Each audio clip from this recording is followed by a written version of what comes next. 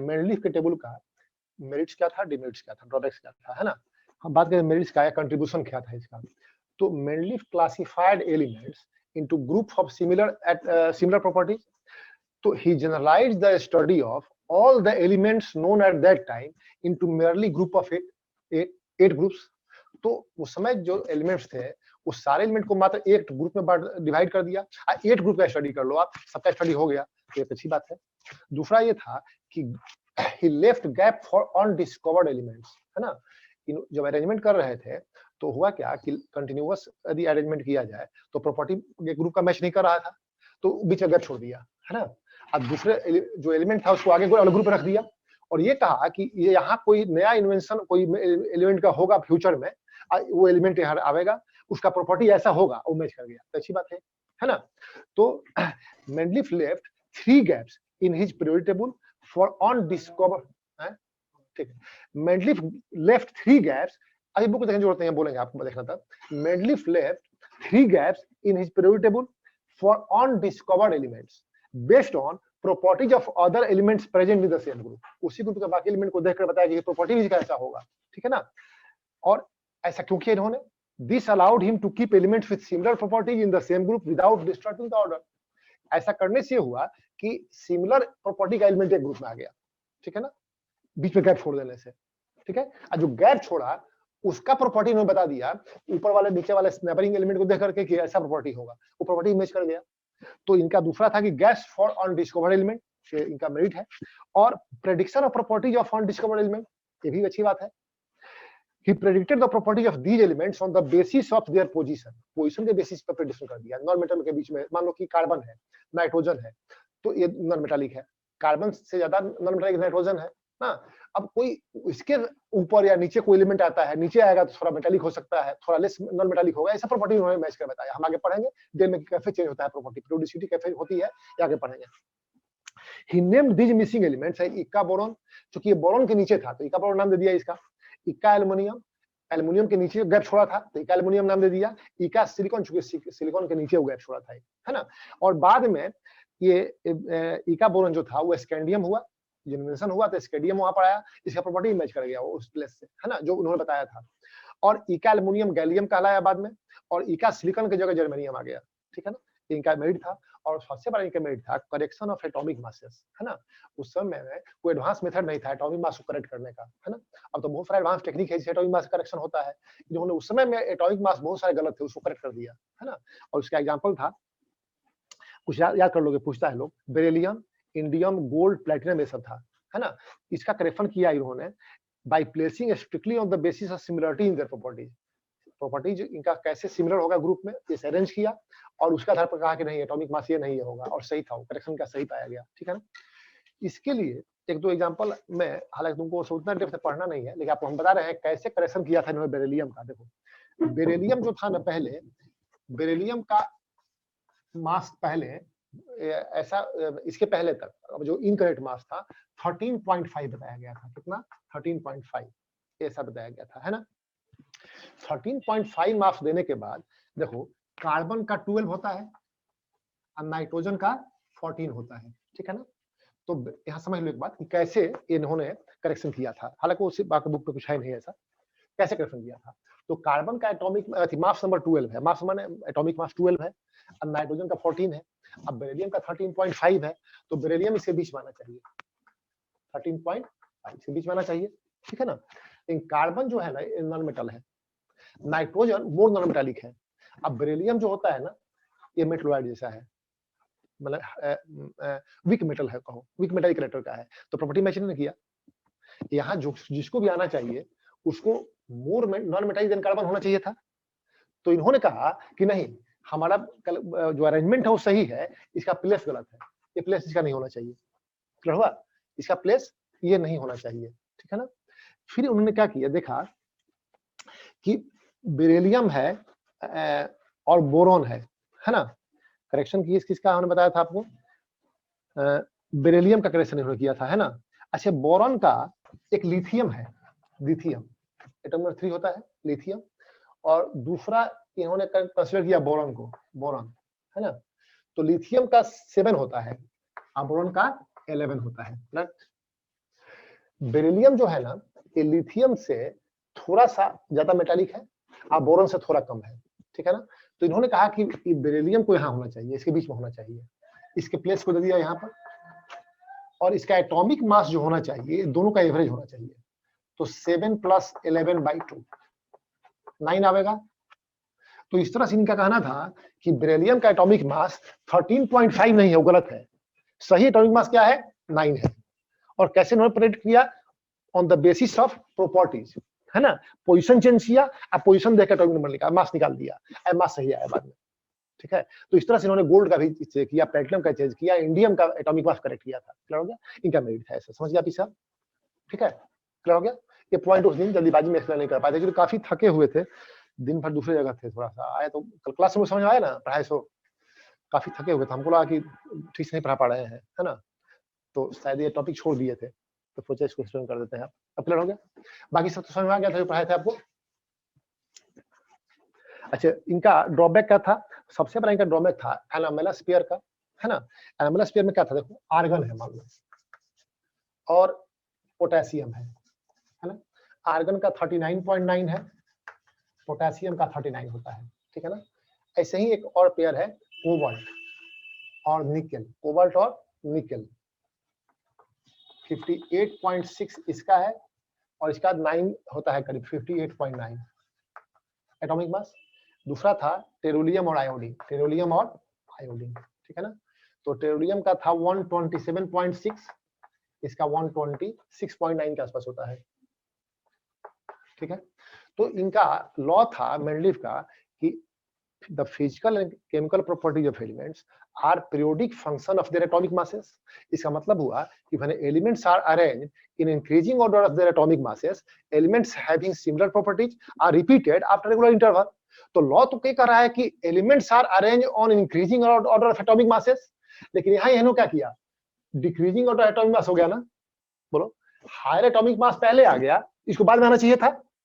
यहाँ भी देखो, हायर एटॉमिक मास को यहाँ आना चाहिए, इसके बाद आना चाहिए ना, इसको पहले रख दिया। यहाँ भी हायर एटॉमिक मास को पहले रख दिया, तो ये आने वाला पेयर हो गया। ये 3 पेयर है जो कि नॉर्मल ढंग से नहीं बिहेव कर पा रहे हैं, प्लेसिंग नहीं किया गया इनका था, ठीक है। इसे एनामेलस पेयर कहा गया। इनका ड्रॉबैक हुआ था, अपने ही लॉ को वायलेट किया इन्होंने। दूसरा था पोजीशन ऑफ आइसोटोप्स। देखो, आज जानते हो isotopes are atoms of same element having same chemical property but different physical property। अब मान लो हम कहें प्रोटियम, ड्यूटेरियम और ट्रिटियम ना, ये कार्बन 12 है, कार्बन 13 है, कार्बन 14 है, ये सब आइसोटोप्स है ना। तो आइसोटोप्स का केमिकल प्रॉपर्टी सेम होता है।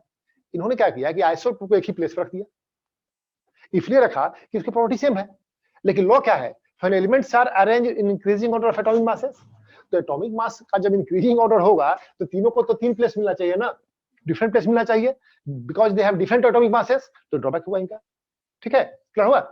और भी ड्रॉबैक था पोजीशन ऑफ हाइड्रोजन, आज भी गड़बड़ है। हाइड्रोजन जो है इसका प्रॉपर्टी मैच करता है अल्कली मेटल के साथ, जैसा जिसे +1 वैलेंसी शो करता है ना हाइड्रोजन, +1 वैलेंसी, इसे NaCl, देखो NaCl, Na का वैलेंसी +1 और Cl का -1 यहाँ है ना, ठीक है। से HCl -1 इसका, +1 इसका, देख रहे हो आप।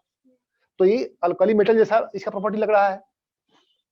अच्छा, दूसरी बात है कि ये हम कहें यदि कि हाइड्रोजन में कि इसका प्रॉपर्टी देखो, यहाँ पर सोडियम हाइड्राइड है ना, सोडियम हाइड्राइड और सोडियम क्लोराइड, वैलेंसी यहाँ -1, यहाँ भी इसका -1 है, +1 है, देख लो आप। तो हाइड्रोजन का वैलेंसी -1 भी होता है, +1 भी होता है। ये हेलोजन जैसा भी है। हेलोजन माने हेलो माने सॉल्ट, जेन माने प्रोड्यूसर। इसमें फ्लोरीन, क्लोरीन, ब्रोमीन, आयोडीन, एसिटिन ये सब आते हैं। तो इनके जैसा भी है, अल्कली मेटल जैसा भी है, सोडियम पोटेशियम जैसा है ना। तो इसको कहाँ रखा जाए? कंट्रोवर्सी था ये पोजीशन क्लियर नहीं हुआ, तो ये भी ड्रॉबैक था। हालांकि आज भी क्लियर नहीं है कहाँ रखा जाए, अल्कली मेटल के साथ रख दिया गया ऐसे ही। इसके बाद से है सेपरेशन ऑफ सिमिलर एलिमेंट्स, ये सब देख लोगे आप। इसे कॉपर, मरकरी, ये सिमिलर एलिमेंट्स है। गोल्ड, प्लेटिनम एक जैसे सिमिलर एलिमेंट है, इनको डिफरेंट ग्रुप में रख दिया गया था, ठीक है। इसके देख लोगे टेबल में आप, वो हम रिवाइज कर चुके हैं, पढ़ा चुके हैं। अच्छा, डिसिमिलर एलिमेंट को साथ रख दिया।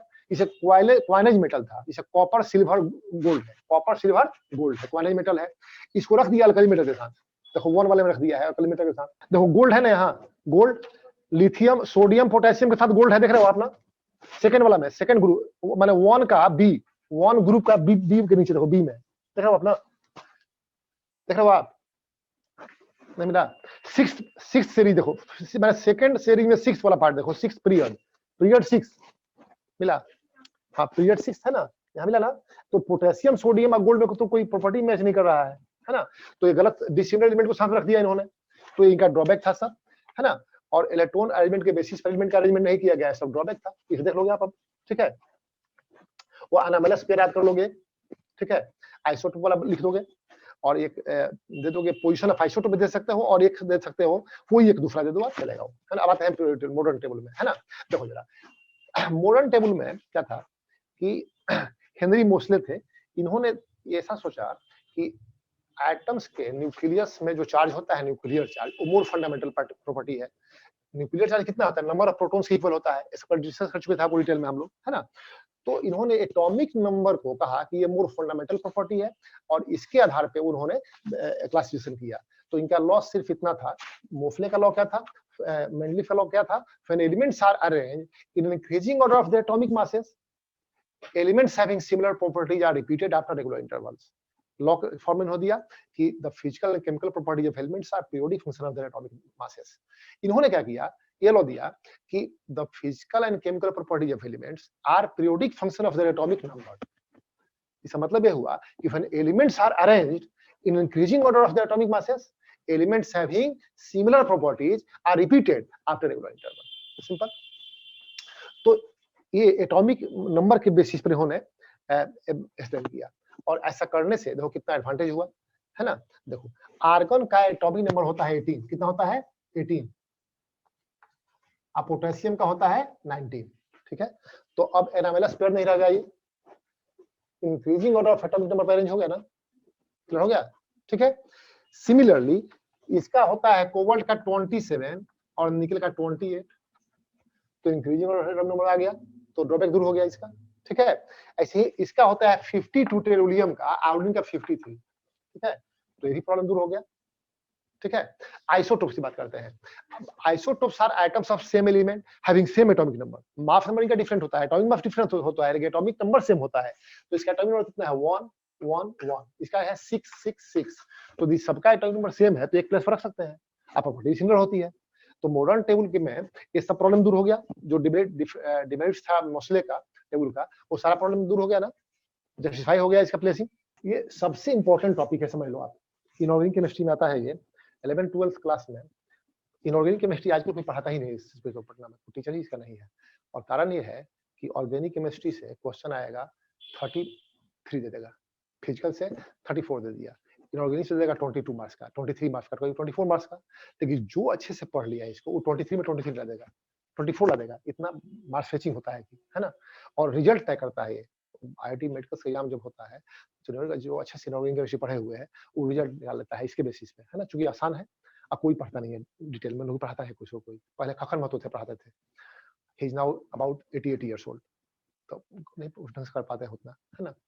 और उसमें आईसीएसई में बहुत अच्छा से पढ़ना है। 10th क्लास में इतना बढ़िया चैप्टर सारा है, भरा हुआ इक्वेशन से, इनऑर्गेनिक केमिस्ट्री का, और पीरियड टेबल भी आता है, तो इसको अच्छे से देखना होगा।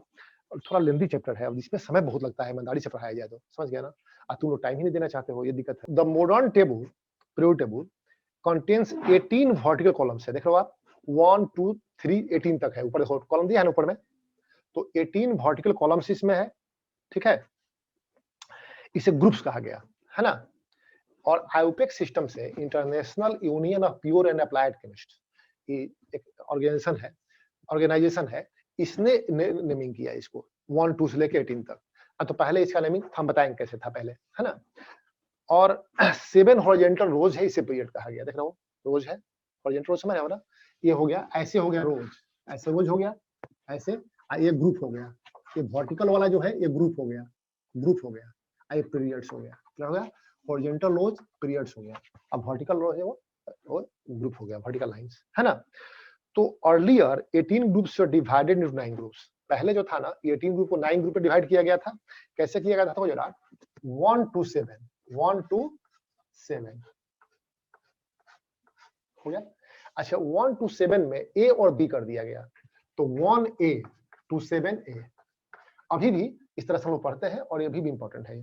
तो 7 ग्रुप्स यहां हो गया, फिर 1B to 7B, तो 7 ग्रुप फिर यहाँ पे हो गया, ठीक है। और 8th ग्रुप है, तो 8th ग्रुप में 3 कॉलम्स है ना, तो 3 यहाँ पर हो गया, 3 कॉलम्स हो गया। और इनर्ट गैसेस है या नोबल गैसेस है, नोबल गैसेस के लिए एक ग्रुप हो गया, कितना होगा टोटल 18 हो गया, ठीक है ना। तो पहले भी नंबरिंग में 18 था, अभी भी 18 है। पहले नंबरिंग करते थे 1A to 7A, फिर 1B to 7B, ये हो गया। 8 में 3 कॉलम्स है और नोबल गैसेस हो गया, ठीक है ना, क्लियर है। टेबल हम यहाँ से लैपटॉप से देख रहे बतावे कि तुम सब देख लोगे अपने से, सामने बुक है, देख लो, कोई दिक्कत नहीं है, चलो ठीक है। तो इसे 0 ग्रुप में रखा गया था, नोबल गैसेस को कहाँ रखा गया, 0 ग्रुप से कहा गया, नोबल गैसेस के लिए 0 ग्रुप, 0 ग्रुप रखा गया नोबल गैसेस को, है ना, 0 ग्रुप था इनका, सिंपल। तो 18 वर्टिकल कॉलम्स हो गया, जिसे कहा गया ग्रुप, देख रहे हो आप 18 मिला ना आपको, 1 2 3 देखा, तुम मिला तुमको, नहीं मिला, हेल्प करेंगे बताओ। तो 18 देखो ऐसे ऐसे ऐसे वर्टिकल 18 है ना, ठीक है, एक ग्रुप्स हो गया, ठीक है। अच्छा, इसका ऑर्डर क्या अरेंजमेंट का देखोगे आप जरा, देखो ऑर्डर क्या अरेंजमेंट का देख लो जरा आप, 2 3 4 5 6 7 8 9 10 11 12 13 14 15 16 17 एंड 18, ठीक है। देखो 1A जो है ये 1A 1 ग्रुप हो गया, सिंपल। 2A 2 ग्रुप हो गया, क्लियर हो गया, ठीक है। अब 3A जो है ना वो 13 हो जाएगा, याद रहेगा ना, 3A हो गया 13, 13 के पास चल जाओ, 10 ऐड कर दो। अब 3A वाले में 1 और 2 हो गया, सिंपल। अब 3 जब A आएगा 13 ऐड कर दोगे, सिंपल। तो क्या होगा, ये 3A हो गया, ये क्लियर हो गया। और ये वाला ग्रुप तुम्हारे लिए इंपॉर्टेंट है, इसलिए इसको अच्छे से कर लोगे। फिर ये हो गया आपका 4th है, 5A 6A 7 है और 0 ग्रुप हो गया, ये 0 ग्रुप हो गया, ठीक है ना, क्लियर है। अच्छा, इसको अब इसको बी कहां से आएगा ना, देखो बी जो था ना, ये 11 में 1B है, याद रहेगा, 10 + 1 11 में 1B और 12 में 2B, सिंपल। और 3 में 3B शुरू होगा, यहां से 3B 4B 5B 6B, है ना, 7B 7 तक हो गया। 8 9 10 ये 8th ग्रुप में 3 कॉलम हो गया, 3 कॉलम। 8 9 10 किसके लिए है, ये 8th का है, 8th का है, ठीक है। तो आपको बताया था मैंने कि 1A to 7A हो गया ना, 7 ग्रुप। 1B से लेकर 7B, 7A हो गया, 8 में 3 कॉलम्स हो गया और 0 ग्रुप हो गया, तो 18 18 मैच कर गया ना, ठीक है। इसको कैसे रखा गया समझ गया, प्रैक्टिस करना अपने से एक बार, लिख लो 1 2 तक। 1 2 सिंपल हो गया, सब में 1 2 कॉमन है, देखो 1A 2A 1 2 हो गया। अब बी में 10 ऐड कर देंगे, है ना, तो 11 और 12 1B 2B, यहां तक क्लियर है आपको। अब 3 में B से स्टार्ट होगा और 7 तक आ जाएगा, यहाँ 8 में 3 कॉलम आ जाएगा, 8 9 10, ठीक है। अब 4A जो 3A से फिर 10 ऐड कर दोगे, 3 + 10 13, 4 + 8 14, ऐसे आ जाएगा, क्लियर हो गया। इसे लिख लो अपने से और प्रैक्टिस करना, लिखने के लिख करके कौन क्या होता है। और तरीका ये है कि पीरियोडिक टेबल आपको याद हो जाए। अब है अल्कली मेटल्स, है ना, 1A ग्रुप के बारे में हम पढ़ेंगे, ग्रुप 1A अल्कली मेटल्स कहते हैं, ठीक है ना। यहाँ से स्टार्ट करते हैं स्टडी अपना, और ट्राई करो आप कि आपको याद हो जाए, ठीक है, एलिमेंट्स याद हो जाए, ठीक है ना। वो अभी याद होगा, बाद में काम आएगा, याद करना ही पड़ेगा, साइंस आपको पढ़ना है तो, है ना। और ऐसे भी जीके वर्ड में भी आते रहता है बहुत। तो देखो जरा 1A मेटल्स, अल्कली मेटल्स, है ना। मेटल्स क्यों कहते हैं, metals are electropositive, they have tendency to lose electron and form positive ion. तो इस ग्रुप में जो एलिमेंट्स है ना, सोडियम पोटेशियम लिथियम, ये सब इनके आउटर मोस्ट ऑर्बिट में एक इलेक्ट्रॉन होता है ना। तो अच्छा, इसके पहले एक चीज आपको देखना चाहिए था। तो अल्कली मेटल्स हुए, जैसे मान लो सोडियम हो गया, पोटेशियम हो गया ना, इसका 11 है, इसका 19 है, कॉन्फिगरेशन आपको पता है 2 8 1 2 8 8 1, है ना। अच्छा ध्यान देना, पोजीशन आपको पता करना हो यदि, इस एलिमेंट्स का। अब तुमको एसपीडीएफ का फॉर्म पढ़ाया नहीं गया है, तो अब पढ़ाएंगे तो फिर एक दिन पूरा उसमें लग जाएगा। उस सिलेबस में है नहीं, लेकिन काम का चीज है। पढ़ाई है एसपीडीएफ, पढ़ाई है, कौन टीचर पढ़ाई है? ये पढ़ी थी। लिख सकती हो एसपीडीएफ फॉर्म में, बोलो इसको, बोलो ये, कोई बात नहीं, चलो कोई बात नहीं। देखो पढ़ा दें, पढ़ा दें, फिर स्लो होंगे तुम लोग, एक तारीख क्लास भी नहीं ले रही हो। बोलो, चलो देख लो एक बार, शॉर्टकट देख लो जरा, तो थोड़ा टाइम लग जाएगा। चलो कोशिश करते हैं कम समय पढ़ाने के लिए। आपको समझ में ना भी आओ तो कोई बात नहीं है, क्योंकि टाइम हमारे पास नहीं है ना। देखो ये इसको ऑर्बिट एटॉमिक से पढ़े हो तुम लोग ना, एटॉमिक से पढ़े हो पहले। तो ये के सेल है, ये एल सेल है ना, के एल एम एन ऐसा सेल होता है ना, ठीक है।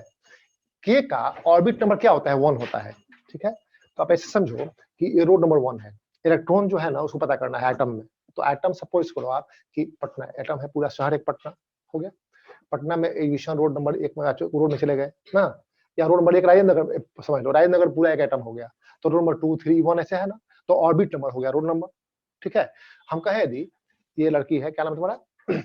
सृजन, रोड नंबर 6 में रहती है, तो एक लोकेशन मिला इसका 6 में। अब इसको तुम खोजने का 6 में, तो रोड पर तो रहेगी नहीं, रोड के किनारे कुछ रहने का होगा। तो ऑर्बिट में ऑर्बिटल्स होते हैं, orbitals, the space in an orbit where there is maximum probability of finding electrons, इसे बोलते हैं ऑर्बिटल। मैक्सिमम प्रोबेबिलिटी ये है कि ये 6 रोड में नहीं मिलेगी तुमको, अपने घर में मिलेगी ना, ठीक है। तो वो ऑर्बिटल हो गया। ऑर्बिट जो ऑर्बिटल जो है ना उससे फ्लैट बना हुआ है, सब समझ गया ना। फ्लैट है कैसा? तो मान लो के है, तो के का नंबर क्या है? 1 है, तो इसमें 1 बेडरूम का फ्लैट है, 1 बेडरूम का फ्लैट इसमें होगा ऐसे, बस, ठीक है।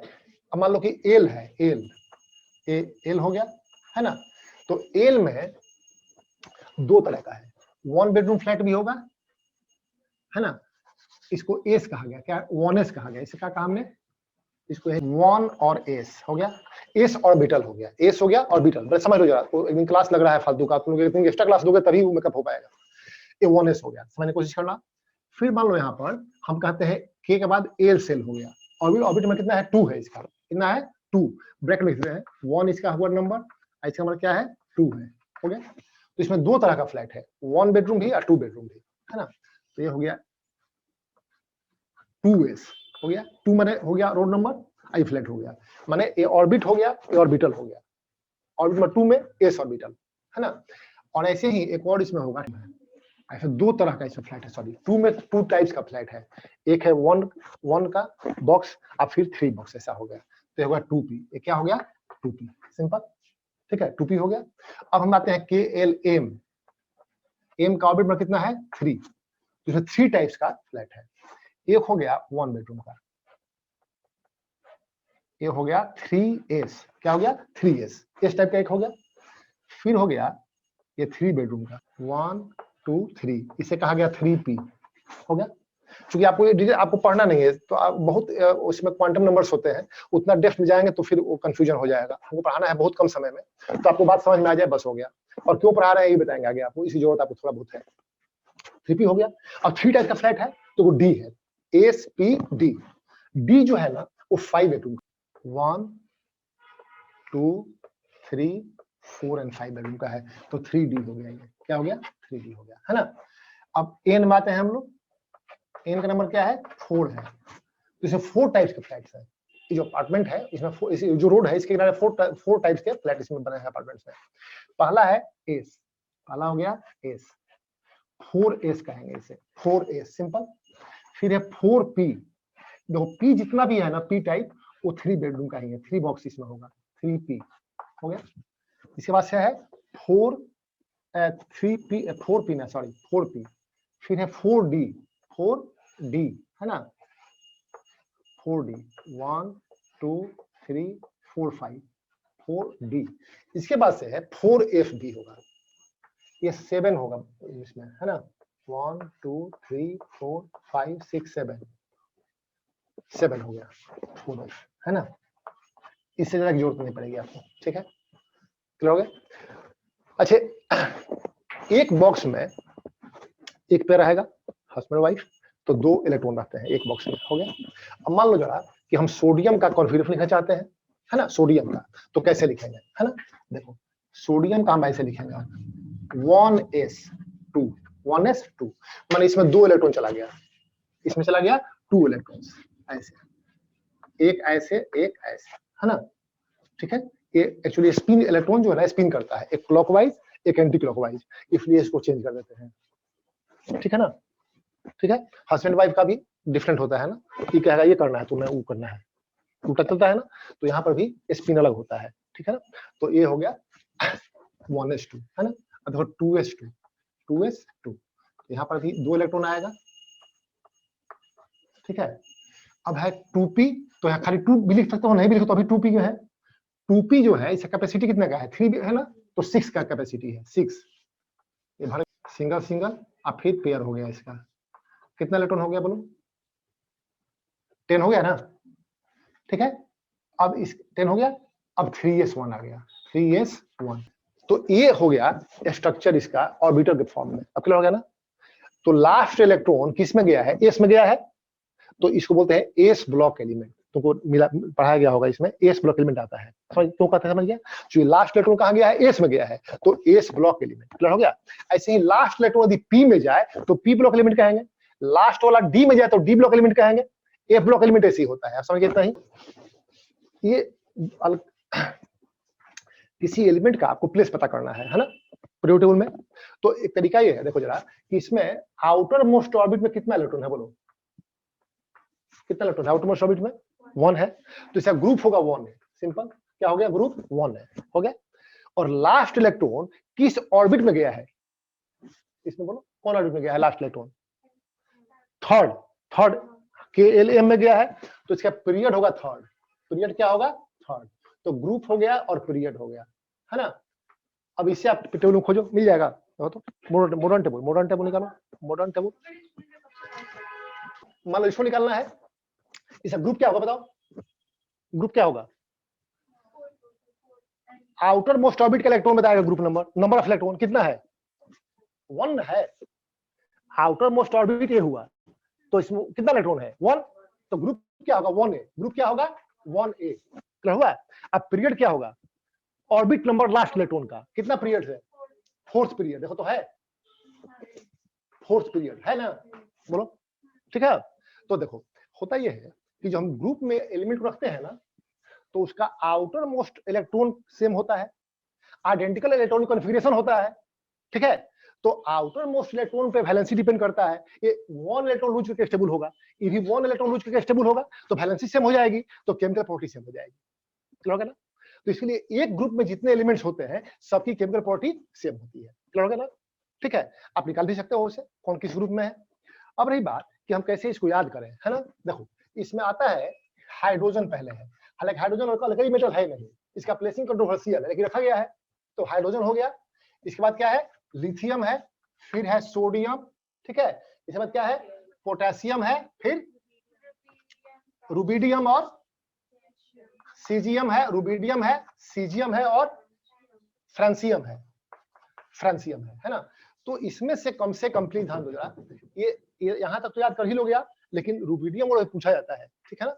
तो इसको आप ऐसे बच्चा से बना लेते हैं कुछ, हे हाइड्रोजन, ठीक है, लिथियम, ना सोडियम, हाँ का सीएम हो गया, है ना, ठीक है, रुबिडियम रब माने गॉड, सीजियम हो गया से, अब फ्रांसियम हो गया फरियाद माने फरियाद, कंप्लेन, कुछ आप रिक्वेस्ट करते हो ना, तो है ना।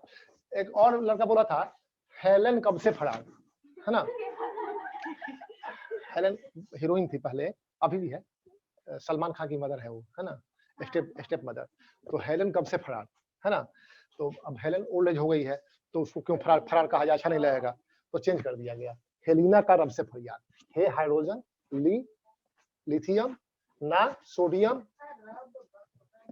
का पोटेशियम, रब रुबिडियम, सीजियम हो गया सीजियम से, अब फरियाद हो गया फ्रांसियम, याद हो जाएगा, ठीक है। और मेटल इसलिए कहा गया कि इसकी वैलेंसी पॉजिटिव होती है, they're electropositive, they form positive and by losing electron, तो मेटल्स हो गया। अल्कली कहते हैं क्योंकि they dissolve in water, they react with water to give hydroxides which are water soluble, है ना, and basic in nature. तो water soluble bases को अल्कली कहते हैं।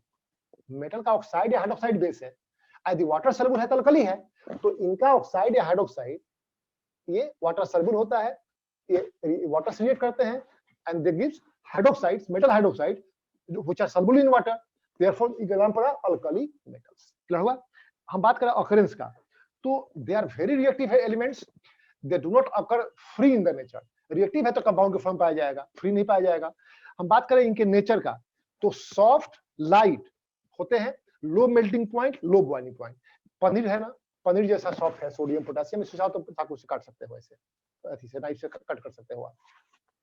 बॉन्डिंग की बात करें, सब एक ही बार दे दिया है। बॉन्डिंग की बात करें तो इलेक्ट्रोवैलेंट आयनिक बॉन्ड बनाते हैं। बॉन्डिंग पढ़ाया गया तुम लोगों को? नहीं, केमिकल बॉन्डिंग पढ़ाया जाएगा आगे। तो ये आयनिक बॉन्ड होता है, आयनिक बॉन्ड बनाते हैं, इलेक्ट्रोवैलेंट बॉन्ड बनाते हैं, ठीक है ना।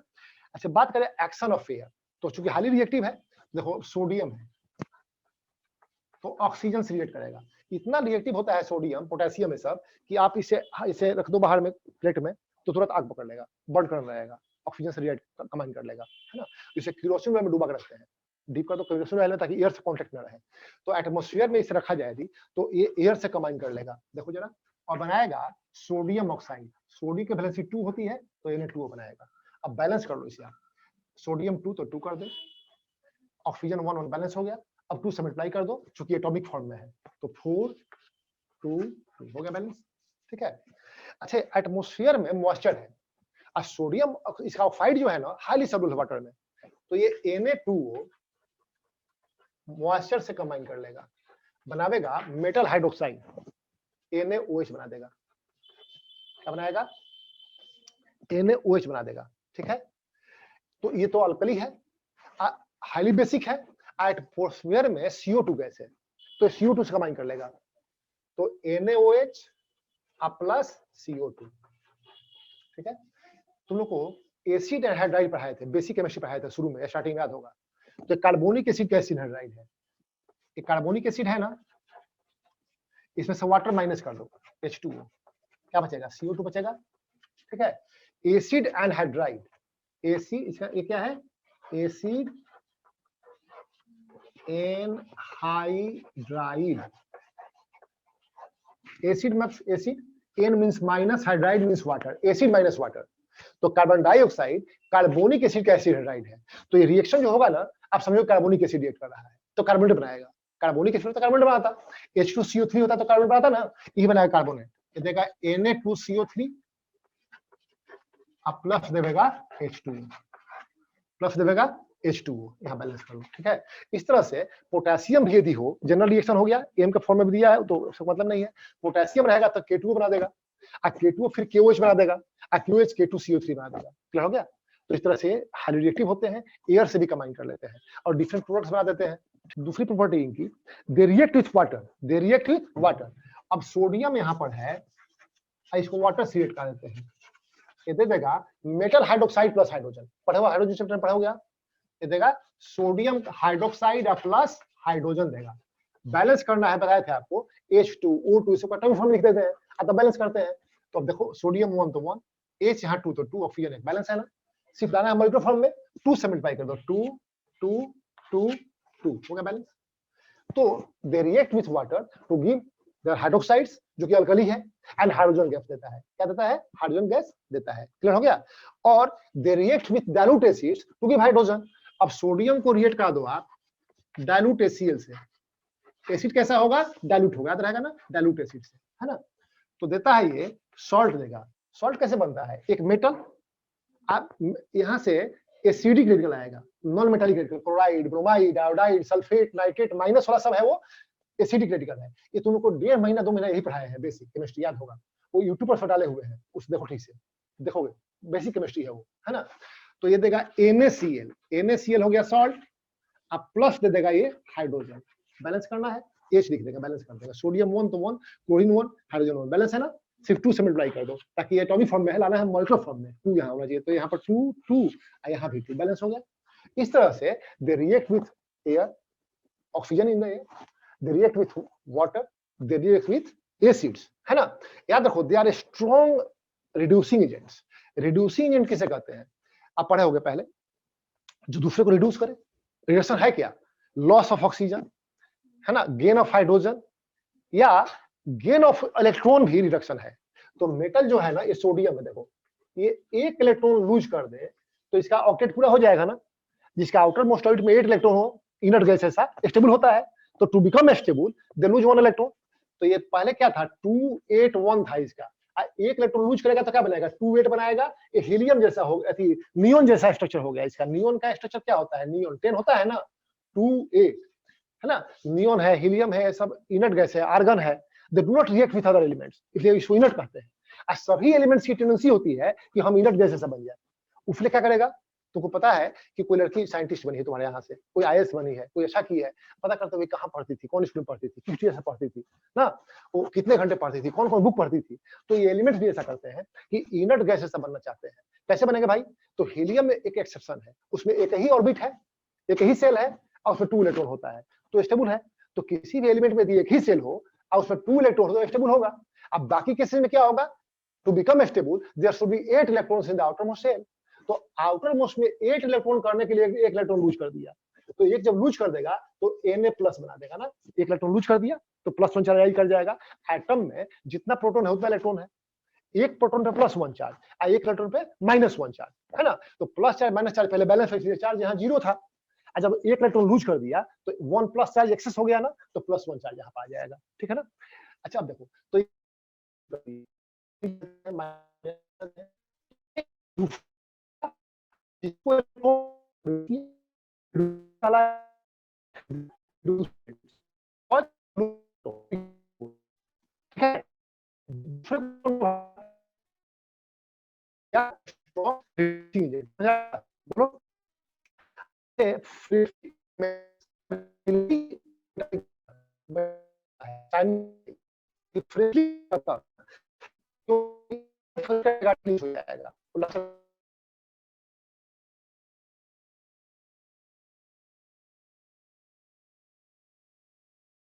फ्लेम, ये तो कोई इंपॉर्टेंट नहीं, एग्जाम लैब में कराया जाएगा, लैब केमिस्ट्री का है।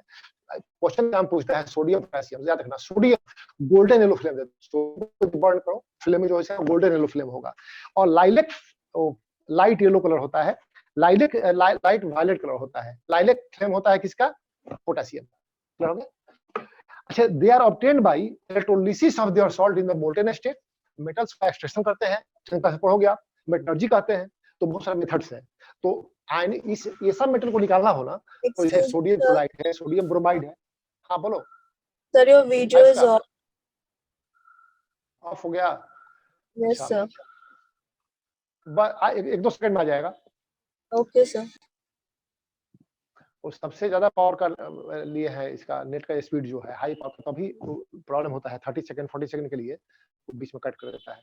आ गया आयुष का?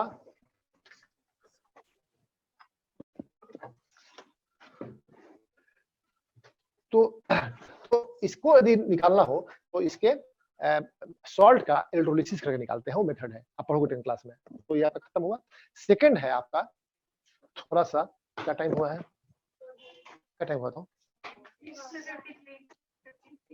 53, बस 5 मिनट ठंडा चाय पी लिए तुम लोग भी, चलते हो याद नहीं रहा।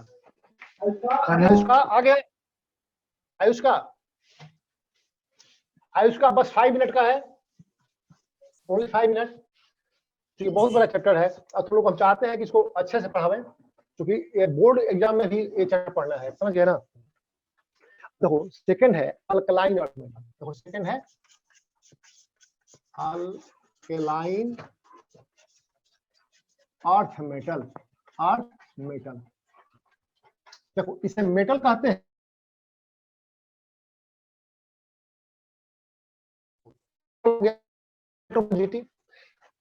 अर्थ इसलिए कहते हैं, they are found in the earth का, तो अर्थ लगा।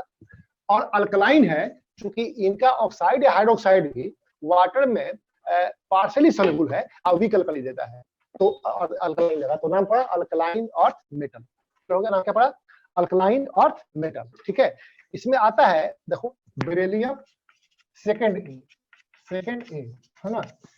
तो इसमें आता है बेरिलियम, ठीक है ना। बेरिलियम है, मैग्नीशियम, कैल्शियम, मैग्नीशियम स्कूटर भी कहता है सब, चलो भी ठीक है। बेटा बेटा हो गया बेरिलियम, मांगे मैग्नीशियम, कन्या कैल्शियम, सुंदर स्ट्रोंशियम, बाप बाप है ये बेरियम, अराजी रेडियम, ठीक है, रेडियम हो गया।